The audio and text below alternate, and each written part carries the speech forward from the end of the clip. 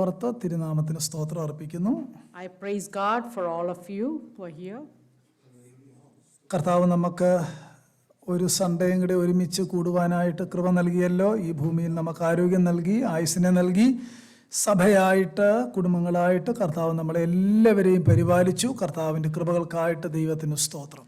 I thank God that God has enabled each one of us and has provided us good health and everything and enabled us to gather together in His presence this morning.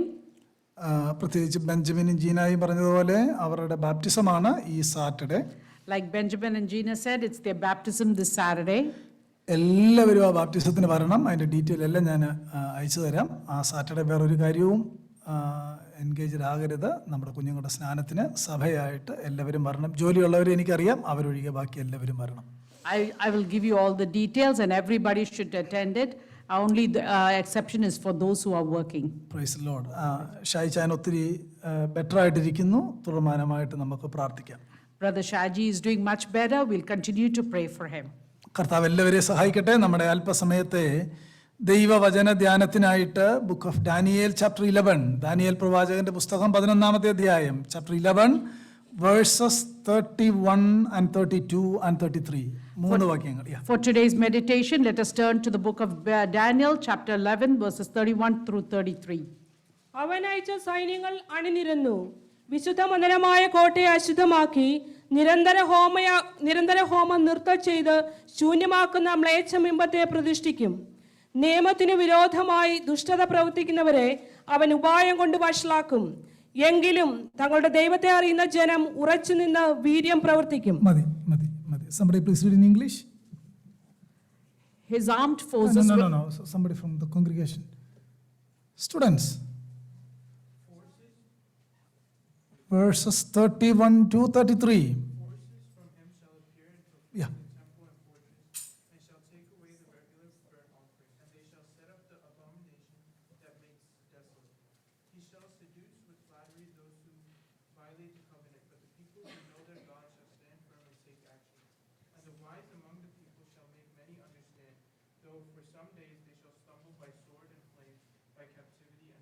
Thank you.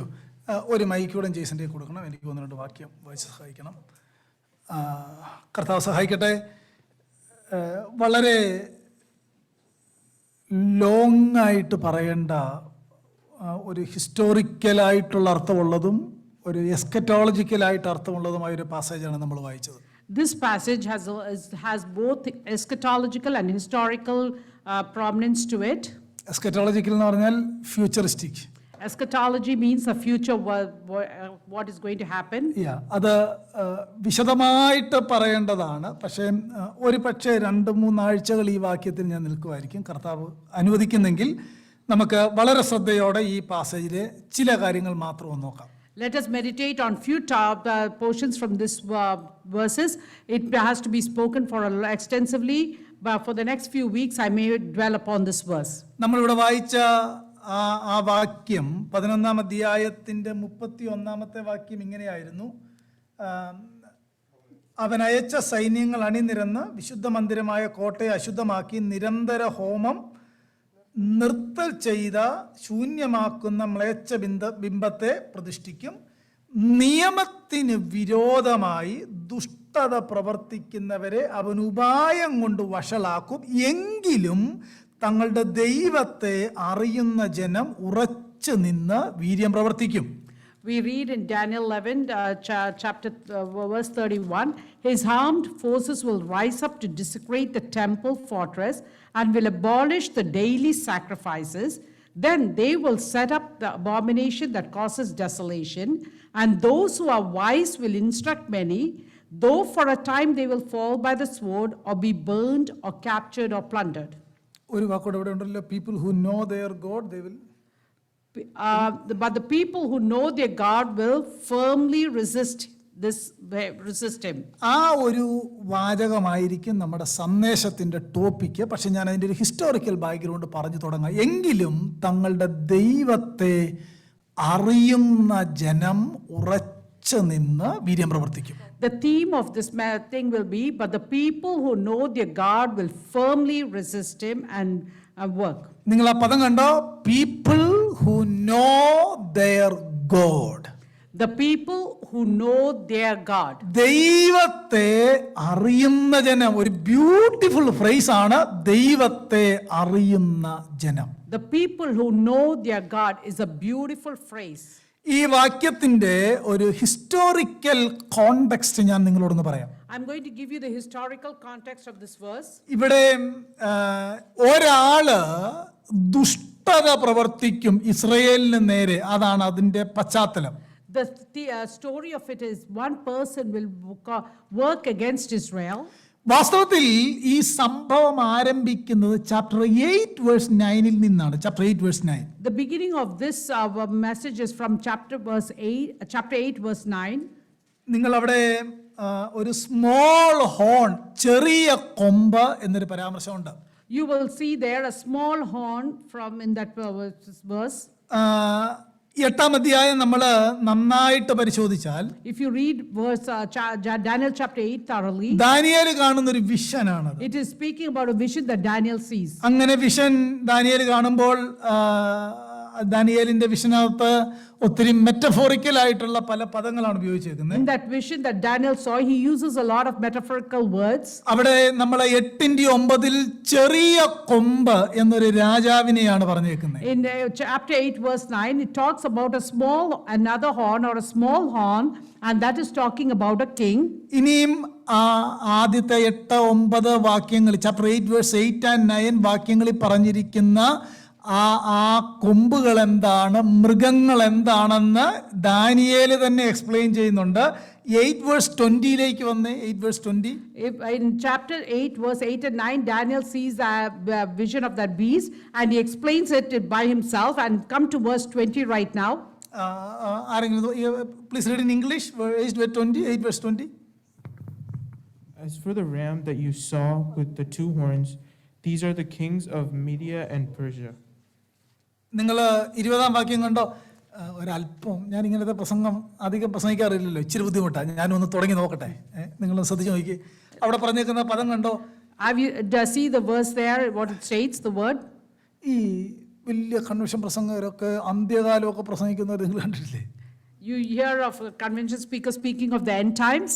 ഈ നമ്മളെ ചിലപ്പോൾ അങ്ങനെ പറഞ്ഞ് പേടിപ്പിക്കുകയൊക്കെ ചെയ്യും. They scare you when they speak about end times. ഇത് ഈ വലിയ ബുദ്ധിമുട്ടുള്ള കാര്യമൊന്നുമില്ല, ശ്രദ്ധിച്ച് വായിച്ചാൽ മനസ്സിലാകാനുള്ള കാര്യമുള്ളൂ. ഡാനിയേലിനകത്ത് ഒരു ചെറിയ കൊമ്പ്, that is talking about A king. The small horn, it's talking about a king. ആ ഭാഗം വായിക്കുമ്പോൾ തന്നെ പല മൃഗങ്ങൾ കയറി വരുന്നതൊക്കെ ദാനിയേൽ പറയുന്നുണ്ട്. When you read that portion, you will see that several different animals are coming in that picture. 8:20 വരുമ്പോഴത്തേക്ക് ആ മൃഗങ്ങൾക്ക് അതിന്റെ അർത്ഥം ദാനിയേൽ കൊടുക്കുകയാണ്. When you come to the verse 20 of chapter 8, Daniel is giving the meaning of those animals. 2 കൊമ്പുള്ളതായി നീ കണ്ട ആട്ടുകൊറ്റൻ പാർസ്യ രാജാക്കന്മാരെ കുറിക്കുന്നു. It tells that the 2-horned ram that you saw is representing the kings of Media and Persia. അവിടെ കണ്ട നിങ്ങൾ പദം കണ്ടോ?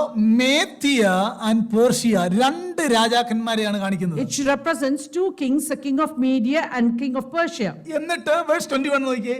When you read verse 21, പരുപരുത്ത കോലാട്ടുകൊറ്റൻ യവന രാജാവും അതിന്റെ കണ്ണുകളുടെ നടുവിലുള്ള വലിയ കൊമ്പ് 1-ാമത്തെ രാജാവും എന്ന്. അതായത് മേദ്യ പേർഷ്യ എന്ന രാജ്യം അസ്തമിക്കുകയും അതിന് പകരം ഒരു ഗ്രീക്ക് സാമ്രാജ്യം എഴുന്നേറ്റ് വരികയും ചെയ്യുകയാണ്. in verse 21, read about the shaggy goat that is the king of Greece. And here Daniel is saying that kings of Media and Persia will be subdued, and Greece, the king of Greece, will rise up. History പഠിക്കുന്നവർക്കറിയാം, Media Persia കഴിയുന്നു. അതിനുശേഷം Greek kingdom, the great അലക്സാണ്ടറിന്റെ നേതൃത്വത്തിൽ ഭരണത്തിലേക്ക് വരികയാണ്. Those who know history know that Media and Persian kingdom is declined, and the kingdom of the Greece rise up in their kingdom, and Alexander the Great comes up in the picture. ഇനി നിങ്ങൾ നോക്കിക്കോളൂ, താഴോട്ട് വായിച്ചാൽ When you read further verse down, 22, ആ great kingdom തകർന്ന ശേഷം അതിന് പകരം 4 കൊമ്പ് മുളച്ചു. this great kingdom will subside, and then 4 other kingdoms will rise up. 4 രാജ്യം ആ ജാതിയിൽ നിന്ന് ഉത്ഭവിക്കും, അതിന്റെ ശക്തിയോടെ അല്ലതാനും. Four kingdoms will emerge from the nations, but they are not very powerful. അങ്ങനെയെങ്കിൽ നോക്കിയാൽ മേദിയ പേർഷ്യ എന്ന കിങ്ഡം അവസാനിക്കുന്നു.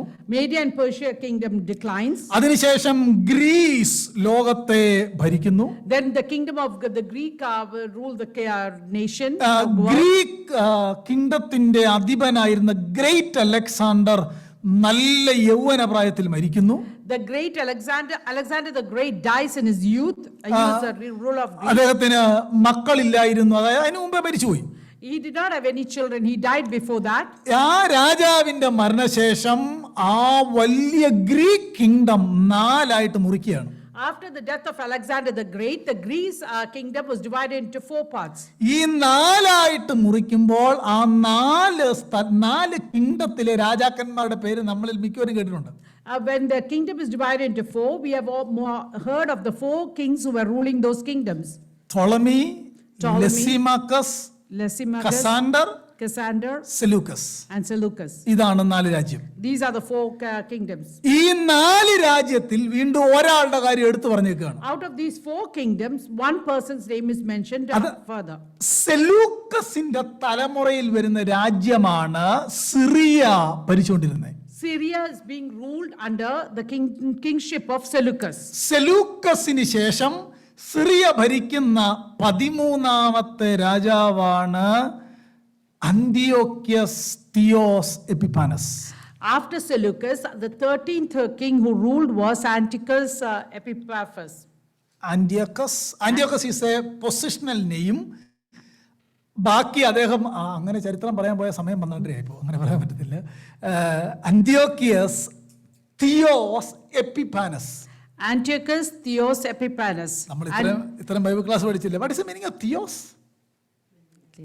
God. Epiphania. Anybody studied book of Revelation? Epiphania, to reveal.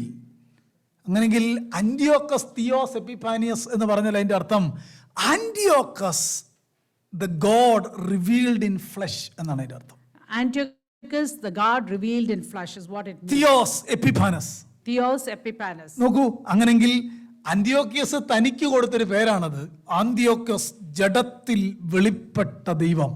Antiochus gave that name to himself, the God who revealed himself in flesh. അത്ര history പിടി കിട്ടിയോ? Hope you understood that part of the history. ഓ, ഇങ്ങനെ തലയാട്ടിക്കേ. ഞാൻ വരിക, ഇങ്ങനെ പറഞ്ഞല്ലേ വരാൻ പറ്റുള്ളൂ. അദ്ദേഹം ഭരണം തുടങ്ങുന്നു. He starts his ruling. Syria ആ സെലൂക്കസിന്റെ കുടുംബത്തിലെ ഭരണം തുടരുകയാണ്. Syria is being ruled under Seleucus. ആ സെലൂക്കസിന്റെ കുടുംബത്തിലുള്ള ആളുകൾ അതിനെ കണ്ടിന്യൂസ് ആയിട്ട് റൂൾ ചെയ്യുകയാണ്. The Seleucus family is reigning that kingdom continuously. അങ്ങനെ വന്ന ഈ അന്തിയോക്യസ് ആണ് നമ്മൾ ഇന്നത്തെ കീ വേഴ്സ് ആയിട്ട് വായിച്ച 11-ാം അധ്യായത്തിന്റെ 31-ാം വാക്യത്തിൽ കാണുന്ന figure. The verse 31 is reflecting on the key verse that we read together today about Antiochus. ഞാൻ പറഞ്ഞല്ലോ, സിറിയ ആണ് അദ്ദേഹത്തിന്റെ head office. Syria is the head office of Antiochus. ഇനിയും ആ ആന്റിക്കസ് അദ്ദേഹത്തിന്റെ ആ ചരിത്രം ഇത്രയും മനസ്സിലായ സ്ഥിതിക്ക് പതിയെ അദ്ദേഹം ഭരണം പിടിക്കുകയും ഞാനാണ് മശിഹ എന്നും ഞാനാണ് ജഡത്തിൽ വെളിപ്പെട്ടതെന്നും പറഞ്ഞ് പതിയെ ഹോളി ലാൻഡിലേക്ക്, വിശുദ്ധ നഗരത്തിലേക്ക് ആന്റിയോക്കസ് കടക്കുകയാണ്. Antiochus is trying to encroach into the holy land, saying that he is God revealed it through. ഇനിയും വേഴ്സ് 11 വേഴ്സ് 30 to 33 വായിച്ചാൽ കൃത്യം കാര്യം കിട്ടും. Now if you read verses 32 and 33, you will understand the exact picture of that situation.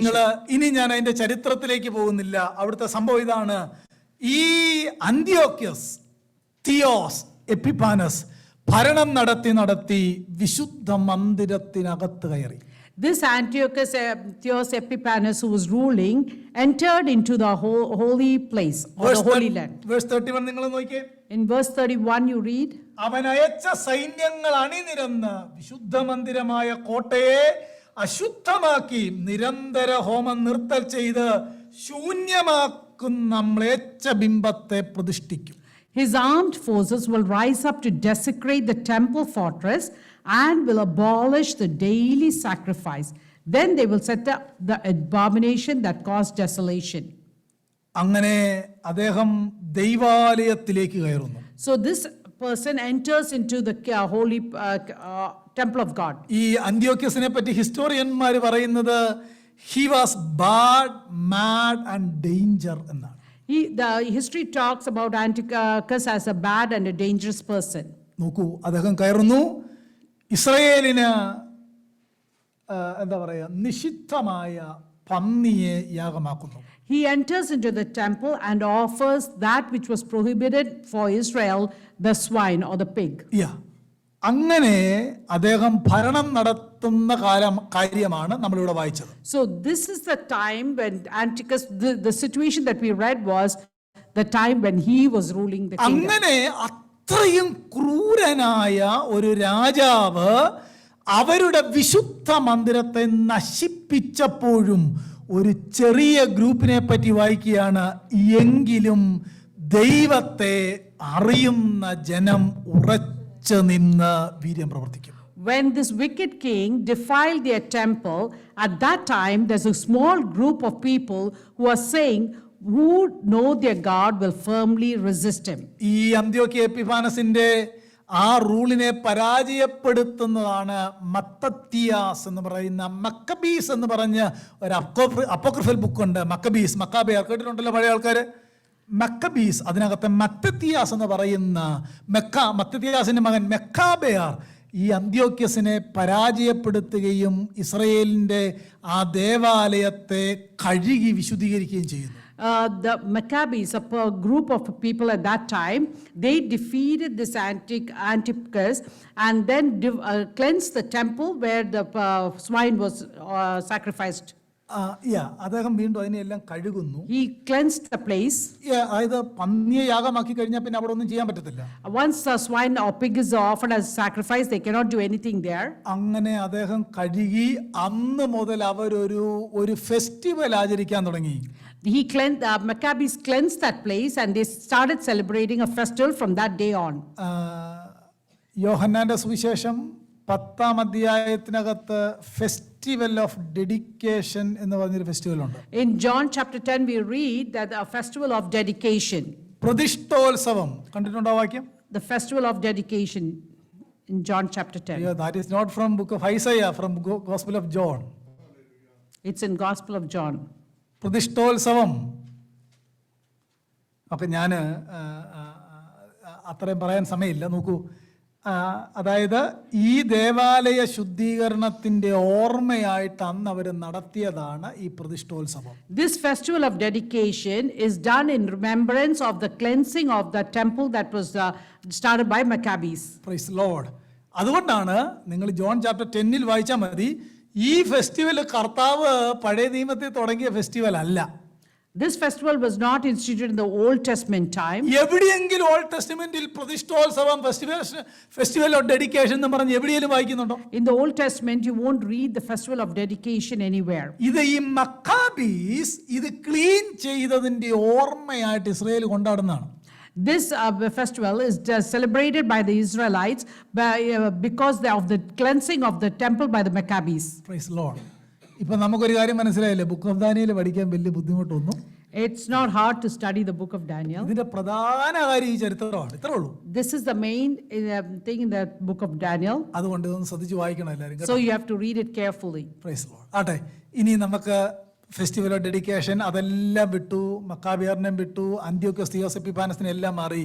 ഇനി നമുക്ക് ആ കാലഘട്ടത്തിലെ ജനവും നമ്മളും തമ്മിലുള്ളൊരു ബന്ധത്തിലേക്ക് വരാം. We leave all Maccabees, Epiphanes, all of them, but let us look at the people of that generation.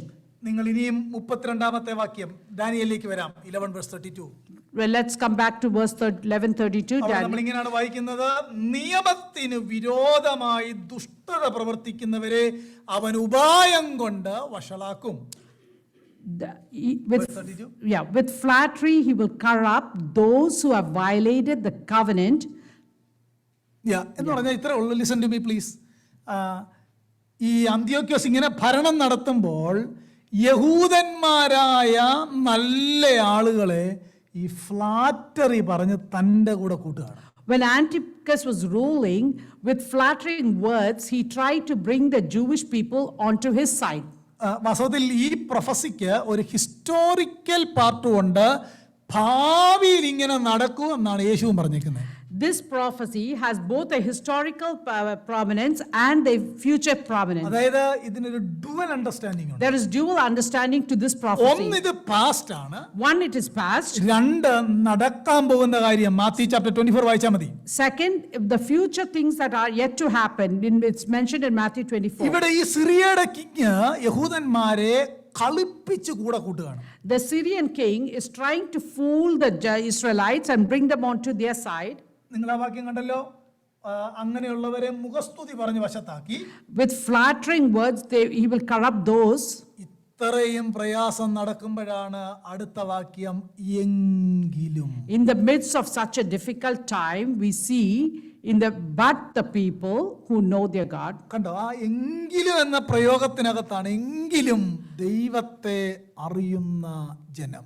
Even in the midst of all this, there is a group of people who will know their God. എന്നിട്ട് അതിന്റെ continuation ആണ് 33.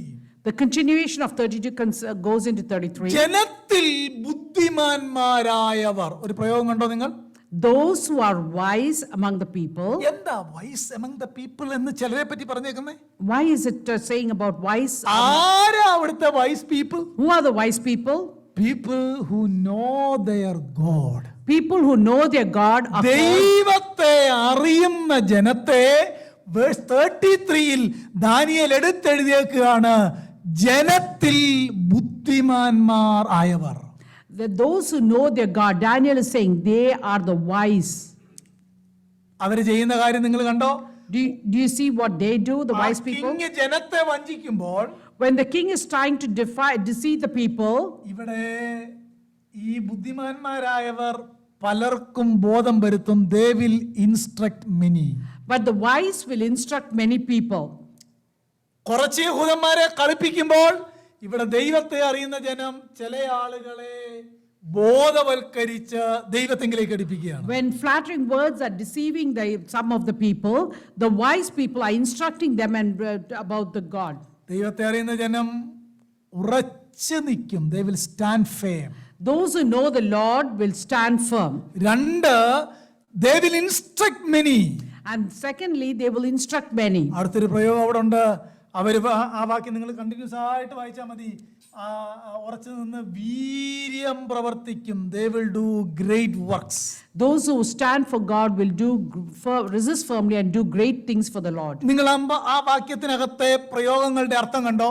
Do you understand the meaning of the words? ആരാണ് ഇതെല്ലാം ചെയ്യുന്നേ? Who is doing all these great things? ദൈവത്തെ അറിയുന്ന ജനം. ഒന്ന്, they will stand firm.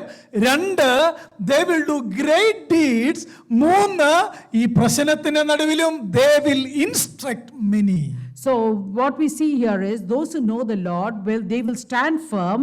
One, second, they will do great things, and third, they will instruct many people. Praise Lord. അതുകൊണ്ട് നമ്മുടെ ആ പ്രസംഗത്തിന്റെ സന്ദേശം ഇതാണ്, knowing God. The theme of our message is knowing God. ഞാൻ ആ സന്ദേശത്തിന്റെ വിശദീകരണത്തിലേക്ക് പോകുന്നതിന് മുമ്പ് let me ask a question. Let me ask you a question ഞാൻ ആ സന്ദേശത്തിന്റെ before I go into the exposition of that word. കുഞ്ഞുങ്ങൾ listen to me very carefully please. Children, listen to me carefully. ഈ കാലഘട്ടത്തിൽ ഇത്രയും ക്രൈസിസിലൂടെ പോകുന്ന ഒരു group ആളുകൾ, During this time period, a group of people who are going through crisis in their life. അതായത് നമ്മളവിടെ വായിച്ചാൽ മതി, 33-ക്കകത്ത് വായിക്കുന്നുണ്ട്, വാൾ കൊണ്ടും തീ കൊണ്ടും പ്രവാസം കൊണ്ടും കവർച്ച കൊണ്ടും വീണുകൊണ്ടിരിക്കുകയാണ് യഹൂദന്മാർ. The Jewish people are falling by the sword, by fire, by different pestilence, they're falling down. എന്ന് പറഞ്ഞാൽ ചുറ്റും പ്രശ്നമാണ്. There's problem all around them. ഒരാൾ നേരെ നിൽക്കാൻ നോക്കിക്കഴിഞ്ഞാൽ ആ രാജാവ് ഫ്ലാറ്ററി കൊണ്ട് മരിക്കുകയാണ്. And if the person is trying to resist the king, they die of flattery or other things. പക്ഷേ ഇതിന്റെ നടുവിൽ ഒരു group. But in the midst of this, there is a small group. എല്ലാവരും വഴിതെറ്റി പോകുമ്പോൾ ഒരു group. Even though all depart from the way, there's one group. അബ്രഹാമിന്റെ tradition പറയാവുന്ന എല്ലാ യഹൂദന്മാരും ഉള്ളപ്പോൾ ഒരു ഗ്രൂപ്പിന് ട്രഡീഷൻ അല്ല പ്രാധാന്യത, the people who know their God. Though there were others, but there were a group of people who knew the traditions of Abraham, here is a group that know their God. എൻ്റെ പ്രിയപ്പെട്ടവരെ, ഞാൻ ആ tradition എന്നുള്ള വാക്ക് ഉപയോഗിക്കാൻ കാര്യം ഒത്തിരി traditions അവർക്ക് പറയാനുണ്ടെങ്കിലും പക്ഷേ ഒരു രാജാവ് വന്നപ്പോൾ അവരെല്ലാം ദൈവത്തെ മറന്നു മാറിപ്പോയി. എന്നാൽ ഒരു ചെറിയ ഗ്രൂപ്പ് ദൈവത്തോട് ചേർന്ന് നിൽക്കുകയാണ്. അവരെ പറ്റിയാണ് ദാനിയേൽ പറയുന്നത്. എങ്കിലും തങ്ങളുടെ ദൈവത്തെ അറിയുന്ന ജനം ഉറച്ചു നിന്ന് വീര്യം പ്രവർത്തിക്കും. Even though they had the traditions of Abrahamic traditions, several of them fell away with the flattery words and other things. But there was, in the midst of all that, there was a group of people who knew their God and stood firm for him. സ്തോത്രം. ദൈവത്തെ അറിയുക, ദൈവത്തെ അറിയുക. Knowing God. ഞാൻ ആ ചോദ്യം ചോദിക്കാമെന്ന് പറഞ്ഞത്, ഈ നിലയിൽ how many of you know your God? In this situation, I want to ask you, how many of you know your God? ഈ ഒരു ക്രൈസിസിൽ how many of you know your God? In the midst of such a crisis like this, how many of you know your God? ഈ ദൈവത്തെ knowing about God അതൊത്തിരി പേർക്കുണ്ടായിരിക്കാം. Knowing about God, several people may know about God. പല കാര്യങ്ങളെ പറ്റി അറിയായിരിക്കാം. You may know several things about God. പക്ഷെ ഈ ക്രൈസിസിന്റെ നടുവിൽ relay അല്ലെങ്കിൽ കർത്താവിനോട് ചാരിക്കിടക്കാൻ മാത്രം how many of you know your God? In the midst of the crisis, how many of you know God? കേവലം ഒരു നോളജ് മാത്രമായിരുന്നെങ്കിൽ ഇവിടെ ഒരു റെമനന്റ് ശേഷിക്കുകയില്ലായിരുന്നു. അവർക്ക് പേഴ്സണലായിട്ട് അവരുടെ ദൈവത്തെ അറിയാമായിരുന്നു. If it was just a knowledge of God, you know, there won't be so many, but these people personally knew their God. ഏത് തലമുറയിലും ഏത് ജനറേഷനിലും ഇങ്ങനത്തെ ഒരു ഗ്രൂപ്പുണ്ട്. ജീവൻ പോകേണ്ടി വന്നാലും വാളുകൊണ്ടും തീ കൊണ്ടും പ്രവാസം കൊണ്ടും വീഴേണ്ടി വന്നാലും തങ്ങളുടെ ദൈവത്തെ അറിയുന്ന ജനം. In all generations, as a group like this, no matter if they go into captivity or if the sword or fire or any situation comes, they still know their God. ഈ ദൈവത്തെ അറിയുക, Knowing God. ഞാൻ പറഞ്ഞില്ല, ഞാൻ ആ ഒരു term, ആ ഒരു ഫ്രേസ് ഒരു പക്ഷേ ചില ആഴ്ചകൾ പ്രസംഗിക്കുമായിരിക്കും. I may use this term or phrase for a couple of weeks, knowing God. ഇന്ന് ഞാൻ പറയുന്ന കാര്യം ഒരു അല്പം ഹിസ്റ്റോറിക്കലും അല്പം തിയോളജിക്കലുമാണ്. Today I'm speaking little theologically and little historically. ദൈവത്തെ അറിയുക, Knowing God. ഞാൻ നിങ്ങളോട് ചോദിക്കട്ടെ, കുഞ്ഞുങ്ങളോട് ചോദിക്കട്ടെ, who is your God? Let me ask you children, who is your God? ഉത്തരം പറയണ്ട, just imagine. Just you can answer yourself, you don't have to answer me. ദൈവത്തെ അറിയുക എന്നതിന് രണ്ടർത്ഥമുണ്ട് തിരുവെഴുത്തിൽ. There are two meanings for the word for knowing God. ഒന്ന് in intellectual way, One is the intellectual knowledge. രണ്ട് personal experiential knowledge. Second one is the personal experiential knowledge of God. Intellectual വേയിൽ ദൈവത്തെ എങ്ങനെ അറിയുന്നേ? How will you know God intellectually? ദൈവവചനത്തിൽ ദൈവത്തെ പറ്റി പറഞ്ഞിരിക്കുന്ന നിരവധി കാര്യങ്ങളുണ്ട്. അതിന്റെ സം ആൻഡ് സബ്സ്റ്റൻസ് എന്ന് പറഞ്ഞാൽ we all are serving a triune God. We all are serving a triune God, and that is exhibited in the Word of God throughout, and we know that intellectually. ദൈവം അല്ലെങ്കിൽ പഴയ നിയമത്തിലെ ഞാൻ ഒരല്പം theology പറയാൻ പോവാ, ശ്രദ്ധിച്ചു കേട്ടോ. I'm going to tell you some theology. മോശയ്ക്ക് വെളിപ്പെടുത്ത ആ ദൈവം പേര് വെളിപ്പെടുത്തുകയാണ് യാഹുവേ. The God who revealed himself to Moses is expressing himself as Yahweh. യാഹുവേ. Yahweh. അത് ഹീബ്രുവിൽ അതിന്റെ സ്പെല്ലിംഗ് എങ്ങനെയാണെന്ന് അറിയാമോ? ഒറിജിനൽ ഹീബ്രുവിൽ The original Hebrew word, you know how it is spelled? YHWH. It's spelled as YHWH. Can you pronounce that word? YHWH. ഒരുമിച്ചൊന്ന് പറയാമോ? Can you pronounce that word YHWH?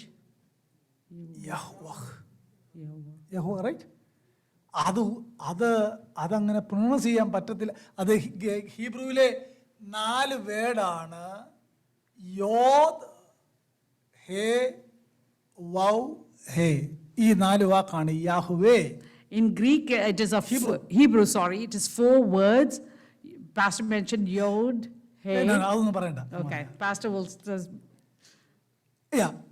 അതാണ് യാഹുവേ. മോശയ്ക്ക് വെളിപ്പെടുകയാണ്, I am that I am Yahweh. The God is appearing to Moses.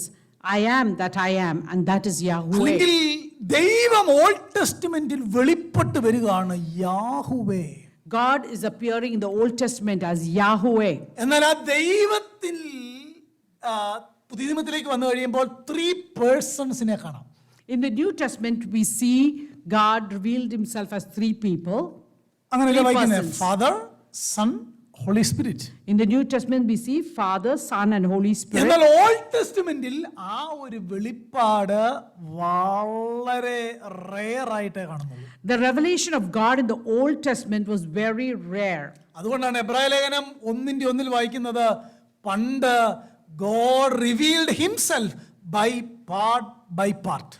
That's why in Hebrews that 1:1 we read, in the ancient times God revealed himself in part by part. എന്ന് പറഞ്ഞാൽ old testament വായിക്കുമ്പോൾ ദൈവത്തെ പറ്റിയുള്ള വെളിപ്പാടെന്ന് പറഞ്ഞാൽ that very being ആണ് യാഹുവേ. In the Old Testament, the very being of God itself is Yahweh. അതുകൊണ്ട് ധൈര്യമായിട്ട് നമുക്ക് പറയാം നമ്മുടെ ദൈവം ആരാന്ന് ചോദിച്ചാൽ യാഹുവേ. So we can boldly say our God is Yahweh. ആ യാഹുവേ ആരാണെന്ന് നമുക്ക് വെളിപ്പെടുത്തി നൽകുകയായിരുന്നു ജീസസിന്റെ ഇൻകാർണേഷനിലൂടെ. Through Jesus' incarnation, that Yahweh was revealed to us. Praise the Lord. എന്നിട്ട് ജീസസ് വന്നപ്പോഴാണ് നമുക്ക് മനസ്സിലായത് ആ ബീയിങ്ങിൽ, ദൈവത്തിൻ്റെ ആ ബീയിങ്ങിൽ 3 പേഴ്സൺസ് ഉണ്ട്. ആ പേഴ്സൺസ് ആണ് ഫാദർ, സൺ, ഹോളി സ്പിരിറ്റ്. ഈ 3 പേഴ്സൺസിനെ ഡിഫറെന്റ് ചെയ്യാനായിട്ട് പറ്റത്തില്ല. 3 distinct persons. We cannot separate these 3 people, 3 triune God, Father, Son, and the Holy Spirit. So when Jesus came into this world, that was revealed to us. ഞാൻ പറഞ്ഞ പദം ഞാൻ നിങ്ങൾക്ക് Trinity പറഞ്ഞു തരാം. എൻ്റെ ആഗ്രഹമുണ്ട് പറഞ്ഞു തരണമെന്ന്. പക്ഷേ ഇത് നമുക്കൊരു അവസരം കിട്ടണം. 8 മണിക്കൂറെങ്കിലും വേണം. അത്രയും Trinity, യാഹുവേ ആയിരുന്നു. ആ യാഹുവേയെ യേശു വെളിപ്പെടുത്തി father, son, holy spirit. Yahweh is the God, and Jesus revealed that to us through Father, Son, Holy Spirit. എന്ന് പറഞ്ഞാൽ അല്പം കൂടെ പറഞ്ഞാൽ ബോറടിക്കുന്നെന്ന് എനിക്കറിയാമെങ്കിലും ശ്രദ്ധിച്ചേ. I know it's കോളേജിൽ ചെല്ലുമ്പോൾ ഹൂ ഈസ് യുവർ ഗോഡ് എന്ന് പറഞ്ഞാൽ പറഞ്ഞു കൊടുത്തോണം, Yahweh is my God, he our Lord Jesus revealed in that being there is 3 persons. When you go to college, if they ask you, Yahweh is a God, but Jesus revealed all 3 persons to us. അതിന് ഞങ്ങൾ എളുപ്പത്തിൽ വിളിക്കും triune God. So we call the triune God. ഏതാണ്ടെന്ന് മനസ്സിലായല്ലോ.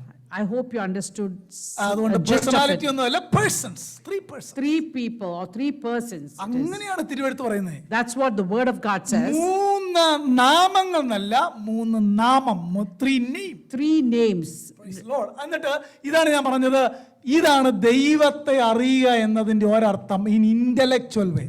That is what I meant when I say knowing God in the intellectual way. അതായത് scripture മുഴുവൻ വായിച്ചാൽ, old testament വായിച്ചാൽ അത് നമുക്ക് ക്ലിയർ അല്ല. ന്യൂ ടെസ്റ്റ്മെന്റ് വായിക്കുമ്പോൾ മനസ്സിലാക്കാം 3 persons in that being. We see that in the Old Testament it's not very clear, but when we come to New Testament we see 3 persons in that one being. അതാണ് knowing God in intellectual way. That is knowing God intellectually. പക്ഷേ ആ ഒരു അറിവ് കൊണ്ട് കാര്യം തീരുന്നില്ല. With that knowledge, intellectual knowledge, it doesn't suffice. ആ ദൈവത്തെ നമ്മൾ രക്ഷയിൽ പേഴ്സണലായിട്ട് അറിയുകയാണ്. When we get saved through salvation, we have a personal relationship with this God. Gospel of John chapter 17 verse 2 നോക്കിയേ. Gospel of John Gospel of chapter 17 John verse 2. 17 verse 2, somebody can read.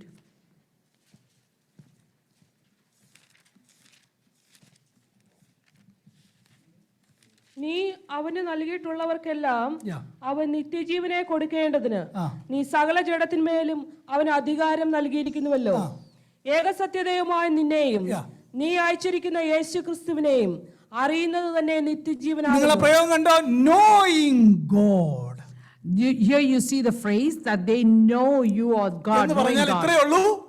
യേശു പറയുക ഏകസത്യ ദൈവമായ നിന്നെയും, that is talking about the father God. രണ്ടാമത്തെ കാര്യം, നീ അയച്ചിരിക്കുന്ന യേശു ക്രിസ്തുവിനെയും അറിയുന്നത് തന്നെ.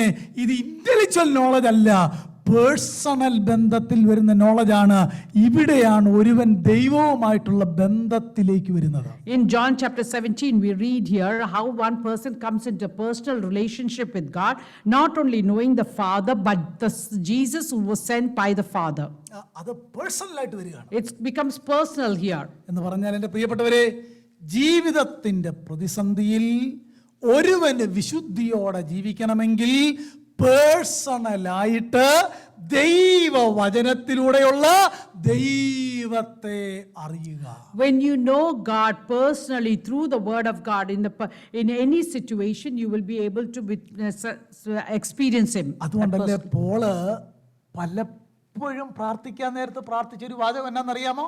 That's why Paul, so whenever he prays, he prayed, People may know you. he always emphasized that people may know you. എല്ലാ സഭയ്ക്ക് വേണ്ടിയും പ്രാർത്ഥിക്കുമ്പോൾ കൊലോസി ലേഖനം, ഫിലിപ്പി ലേഖനം, എഫീസി ലേഖനം, അതിനകത്താണ് പൗലോസിന്റെ പ്രാർത്ഥനകൾ കിടക്കുന്നത്.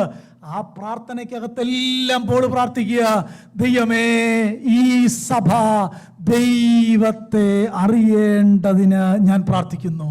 So that's why Paul in his letters in Ephesians, Philippians, Colossians, he says, when he prays, he says, Lord, I am praying for these people that they may know you. നമുക്ക് Trinity നല്ലപോലെ അറിയില്ലെങ്കിലും പേഴ്സണലായിട്ട് ദൈവത്തെ അറിയാമോ? If you do not know the theology of Trinity too much, but do you know your God personally? നമുക്ക് book of ഡാനിയേലിനകത്ത് 4 ക്യാരക്ടേഴ്സിനെ കാണാം. 3 Jewish ബാലന്മാരുണ്ട്, ഡാനിയേലുണ്ട്. In the book of Daniel, we see 4 characters, the 3 Jewish boys and Daniel. നിങ്ങൾക്കറിയാമോ, അവര് കടന്നുപോയ crisis ഭയങ്കരമായിരുന്നു. The crisis that these young men went through was terrible. ഓരോ ദിവസവും പ്രതിസന്ധിയായിരുന്നു. Every day they had trouble. പക്ഷേ അവരപ്പോഴും നേരെ നിൽക്കാൻ കാര്യം, അവിടെ നിന്നുകൊണ്ടും ജനത്തെ ഉപദേശിക്കാൻ കാര്യം, അവിടെ നിന്നുകൊണ്ടും വളരെ മൈറ്റി വർക്ക്സ് ചെയ്യാൻ കാര്യം എന്നാണെന്നറിയാമോ? തങ്ങളുടെ ദൈവത്തെ അറിയുന്ന ജനമായതുകൊണ്ടാണ്. Because they knew their God, they were able to stand in the midst of the crisis and instruct people and do great deeds for God. നമ്മൾ പ്രോവർബിൽ വായിക്കുന്ന ഒരു വാക്യമില്ലേ, acknowledge him in all your ways. In Proverbs we read, acknowledge him in all your ways. നിന്റെ എല്ലാ വഴികളിലും എന്ന് പറഞ്ഞാൽ all എന്ന് പറഞ്ഞ ജീവിതം മുഴുവൻ നിന്റെ എല്ലാ വഴികളിലും ദൈവത്തെ അറിഞ്ഞുകൊള്ളുക. In all your ways acknowledge the Lord. ഈ ഡാനിയേലിനെ പോലെ, ചന്ദ്രക്കിനെ പോലെ, മേശക്കിനെ പോലെ, അബേന്ദ്രഗോവിനെ പോലെ ആ നോളജ് ഓഫ് ഹോളിയെ പറ്റി എനിക്കൊരറിവുണ്ടോ? Like Shadrach, Meshach, Abednego and Daniel, do we have the knowledge of the law of God? അങ്ങനെ ഒരു അറിവുണ്ടെങ്കിൽ പനി വരുമ്പോഴേ കർത്താവിനോട് കുറ്റം പറയൂ? If you have a real knowledge of God, when you experience small fever, will you complain to God? എന്തെങ്കിലും പ്രശ്നം ഉണ്ടായാൽ അന്നേരം ദൈവത്തോട് മറുമറി ചെയ്യുവോ? If you have any problems, will you murmur against God? അങ്ങനെങ്കിൽ ഈ ദൈവദാസന്മാർ എത്ര വട്ടം ചെയ്യണമായിരുന്നു? Then how many times should these men of God have? They were in exile. They were in exile at the They time. were slave there. They were captives and slaves പക്ഷേ there. അതിന്റെ നടുവിലും അവരുടെ വിജയം എന്താണെന്നറിയാമോ? ദൈവത്തെ അറിയുന്ന ജനം. Even in the midst of all that, the blessing for them was they knew their God. സ്തോത്രം. എനിക്ക് കർത്താവിന്റെ മേശയുള്ളതുകൊണ്ട് പ്രസംഗിക്കാനായിട്ട് പറ്റുന്നില്ല. ഞാൻ ഇത് കണ്ടിന്യൂ ചെയ്യാൻ ദൈവം അനുവദിച്ചാൽ I will എൻ്റെ continue പ്രിയപ്പെട്ടവരെ, this. അതുകൊണ്ട് തിരുവെഴുത്തിലൂടെ ആ ദൈവത്തെ നമ്മൾ അറിയുക. So through the word of God, knowing our God, പുതിയ നിയമം നമ്മൾ വായിക്കുമ്പോൾ, ഫോളോയിങ് ലെറ്റേഴ്സ് വായിക്കുമ്പോൾ ആ നോളജ് ഓഫ് ദ ഹോളി വണ്ണിനെ പറ്റിയുള്ള റെഫറൻസ് മാർക്ക് ചെയ്യണം. when you read in the New Testament, when you read, you should underline the knowing of the Lord. പൗലോസിന്റെ പ്രാർത്ഥന വായിക്കുമ്പോൾ അവിടെ എല്ലാം പോൾ പ്രാർത്ഥിക്കുകയാണ്, ദൈവമേ അങ്ങേ പറ്റിയുള്ള പരിജ്ഞാനത്തിൽ ഈ ദൈവസഭ വളരേണ്ടതിനും ഞാൻ അങ്ങയോട് പ്രാർത്ഥിക്കുന്നു. എന്തിനാണെന്നറിയാമോ? അവര് ദൈവസന്നിധിയിൽ അന്ത്യം വരെയും നിൽക്കേണ്ടതിന്.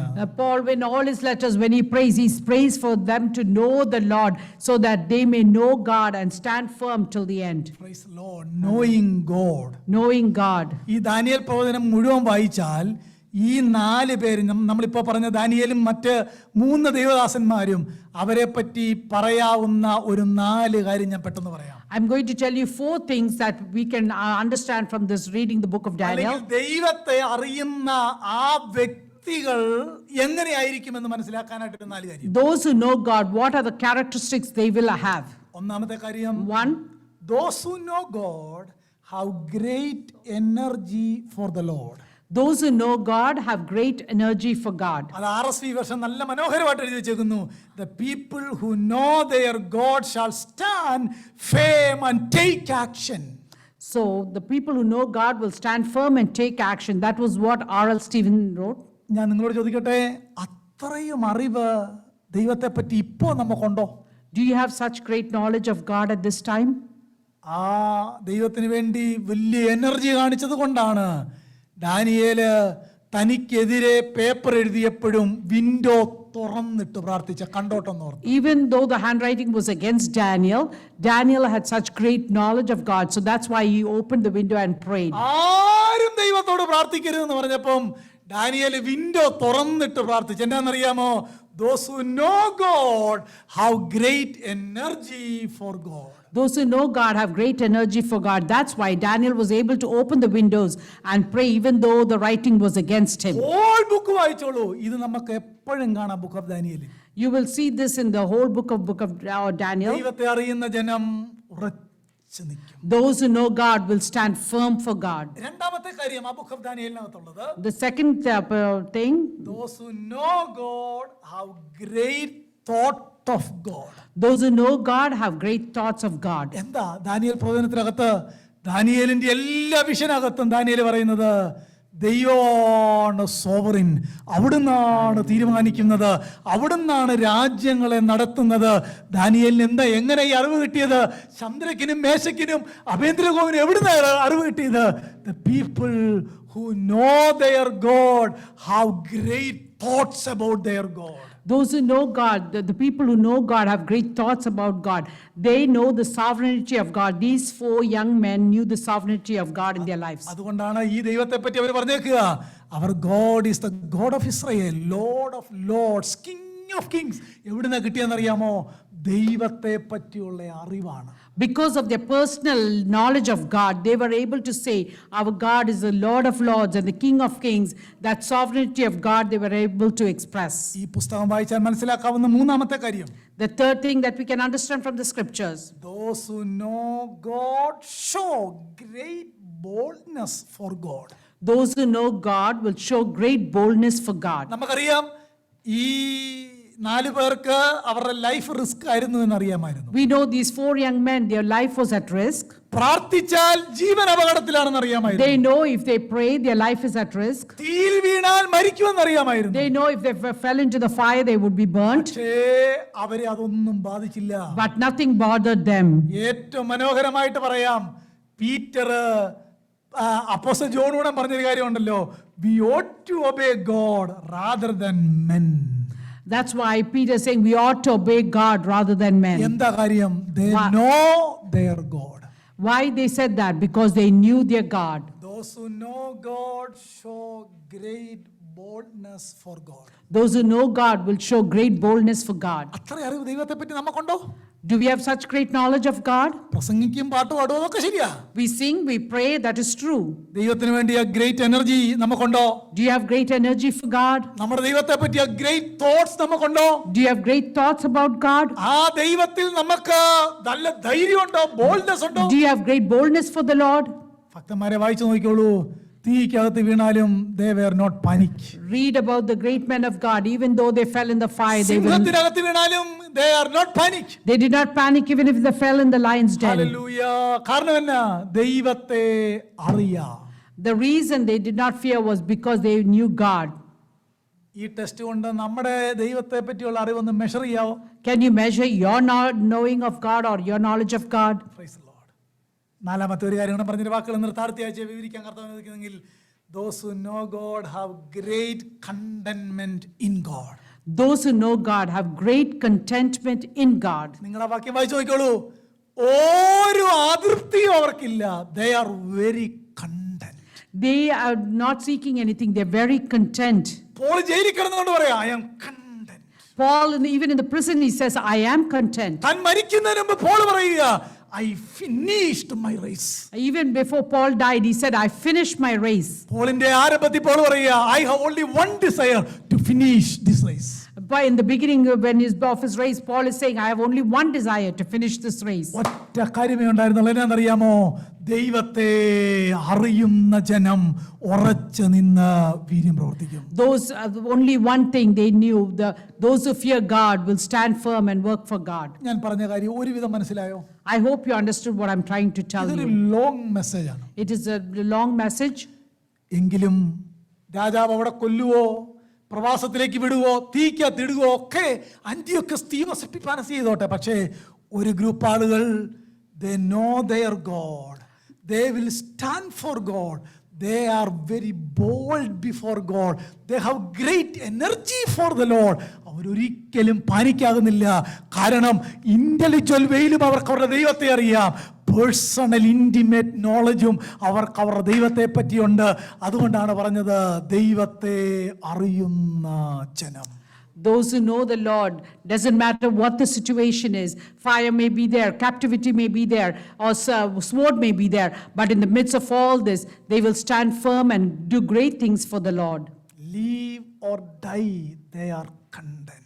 Whether they live or die, it doesn't matter, they are content. എന്താ അർത്ഥം അറിയാമോ? They know their God. The reason they say that is because they know their God. Shall we close our eyes? Can we close eyes in prayer? എനിക്ക് ആ സന്ദേശം വളരെയധികം പറയാനായിട്ടൊക്കെ ഞാൻ prepare ചെയ്ത് വന്നിരുന്നു. I had great things to speak on that message. പക്ഷെ ഞാൻ ആ പറഞ്ഞ കാര്യം ആരംഭത്തിൽ അല്പം ഹിസ്റ്ററി ആയിരുന്നു, അല്പം തിയോളജി ആയിരുന്നു. പക്ഷെ I hope you understood what I I hope said. you understood what I was trying to say. There may be history and theology in the beginning. ഈ ദൈവത്തെ എത്രമാത്രം നമുക്കറിയാം? How much do you know this Lord? ഈ ദൈവത്തെ നമുക്കറിയാമോ? Do you know this Lord? ആ triune ഗോഡിനെ നമുക്കറിയാമോ? Do you know the triune ആ God? ട്രൈയൂൺ ഗോഡിനോട് പേഴ്സണൽ ഇന്റിമേറ്റ് ഫെലോഷിപ്പ് ഉണ്ടോ? Do you have a personal, intimate relationship with the triune God? Hallelujah. അങ്ങനെ ഉണ്ടെങ്കിൽ നമ്മളിപ്പോൾ ചിന്തിച്ച ആ കാര്യങ്ങളൊക്കെ നമ്മുടെ ജീവിതത്തിൽ ഉണ്ടായിരിക്കും. If you have that personal relationship with the triune God, all that we heard today, we will be able to ആ apply. നിലയിലുള്ള ഒരു ക്യാരക്ടർ നമ്മിൽ വളർന്നു വരുന്നതാണ് നോളജ് ഓഫ് ഗോഡ് നമ്മിൽ ഉണ്ടെന്നുള്ളതിന്റെ തെളിവ്. When those characters grow in us, that is the sign that we know God. നമുക്ക് പ്രാർത്ഥിക്കാം. Let us pray. ഞങ്ങളുടെ വാഴ്ത്തപ്പെട്ട ദൈവമേ, സ്വർഗീയ പിതാവേ, ഈ മനോഹരമായ സമയത്തിനായി സ്തോത്രം. ഞങ്ങൾ കർത്താവിൻ്റെ വചനം അല്പമായി ചിന്തിച്ചു.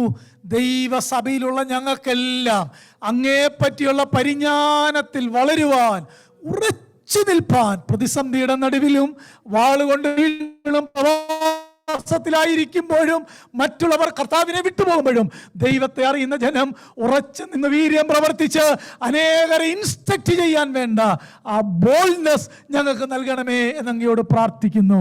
സൂമിലൂടെ മീറ്റിംഗ് പങ്കെടുത്ത എല്ലാവർക്കായി സ്തോത്രം. അവിടുത്തെ കൃപ ധാരാളമായിട്ട് നൽകണമേ. എല്ലാറ്റിനായിട്ടും സ്തോത്രം. യേശുവിൻ നാമത്തിൽ തന്നെ നമ്മുടെ കരങ്ങൾ ഉയർത്തി കർത്താവിന് സ്തോത്രം പറയാം. Hallelujah, hallelujah, hallelujah. കർത്താവ് എല്ലാവരെയും സഹായിക്കട്ടെ. ഫ്രൈഡേ നമ്മുടെ മീറ്റിംഗ് ഉണ്ട്. സാറ്റർഡേ പകല് മീറ്റിംഗ് ഉള്ളതുകൊണ്ട് വൈകിട്ട് നമുക്ക് മീറ്റിംഗ് ഉണ്ടായിരിക്കില്ല. സ്നാനത്തിൻ്റെ കാര്യത്തിന് എല്ലാവരും വരണം. പ്രാർത്ഥനയിൽ ഓർക്കണം. ദൈവനാമം വാഴ്ത്തപ്പെടട്ടെ. എം എ വരീസ് പാസ് മുന്നോട്ട് കടന്നു വന്ന് കർത്താവിൻ്റെ മേശ നടത്തുന്നതായിരിക്കും.